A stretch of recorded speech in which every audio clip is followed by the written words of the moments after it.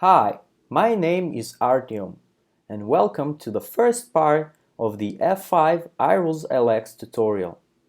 Please check out my previous video to learn what iRules LX are and for a short demo. In this tutorial, I'm gonna be going over all the configuration steps required to get you started with iRules LX. Now first, we need to actually provision the feature. Go to System, Resource Provisioning, and make sure the iRules language extensions is set to nominal. Every F5 box using TMOS version 12.1 should already have this feature license. Now, before we even discuss the purpose of what we're trying to achieve here, I'm gonna go over the basic configuration steps required with every iRules LX deployment. So the first thing we need to do is to set up a workspace. A workspace is where we actually configure and manage everything related to iRules LX. So I go ahead and create a new one. Give it a name, and this is just a naming convention that I like to use. I always type the type of the object first and then its name. Feel free to use your own. After creating the workspace, we need to go ahead and create additional configuration items. The first is adding the extension. An extension is a folder where all of the Node.js related items are going to be placed. Index.js is where the actual JavaScript code is going to be placed using the Node.js modules. The node_modules folder is where all the Node.js packages or modules are going to be placed. F5 Node.js is the default one, and it's automatically placed inside every Node modules folder for every new extension.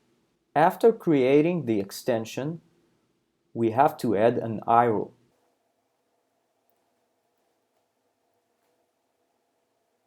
For now, I'm just gonna use this simple code to log a message every time traffic hits our virtual server.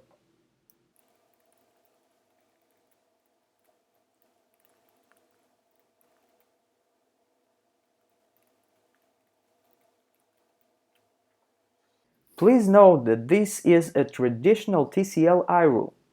The TCL iRules are not going away. In fact, you actually need one to activate the Node.js module. For now, I'm going to use a similar code for the Node.js part of the configuration, but this time using the JavaScript syntax.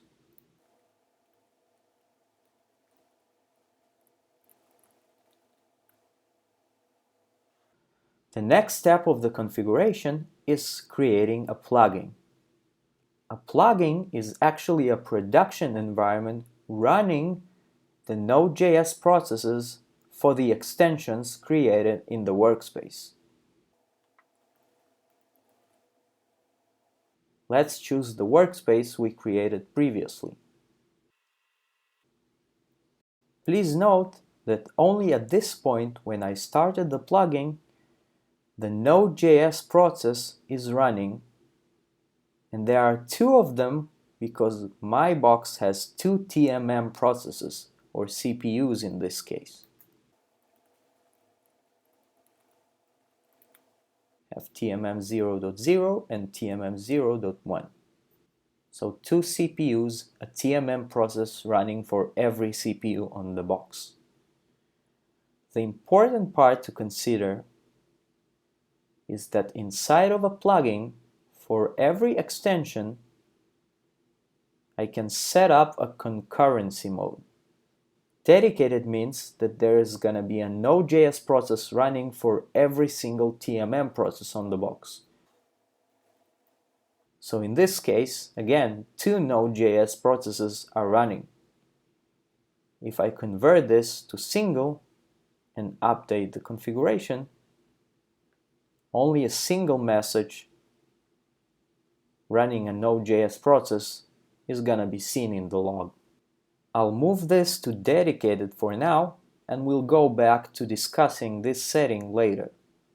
The next task is just go and create a virtual server.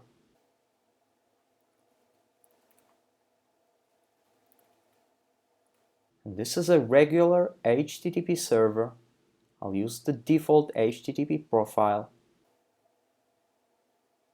And as you can see, since we created the plugin, under the iRules configuration, there is now the extension we created inside of the workspace attached to the plugin we created.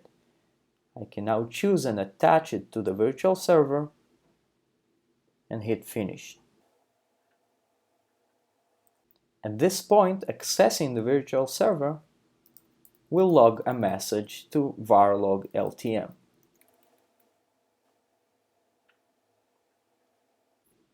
We don't have anything set up for this virtual server for now, so this error message is okay. At this point, to edit my code, I need to go to the workspace again, choose the item I want to edit,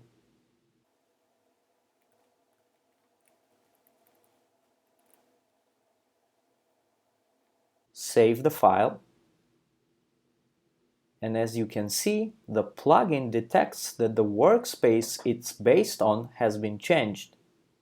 This is the workspace view of the file, and this is the current configuration inside of the plugin, which again is the production version of the same code. To update the plugin code and to deploy the change into production, I need to reload from Workspace. The new code is recompiled, and again we can see the two Node.js processes running, one for each TMM on the box. This is it for part 1. In the next video, we'll discuss the actual use case of what we're trying to achieve here and start writing some cool code. My name is Artyom. See you next time. Bye!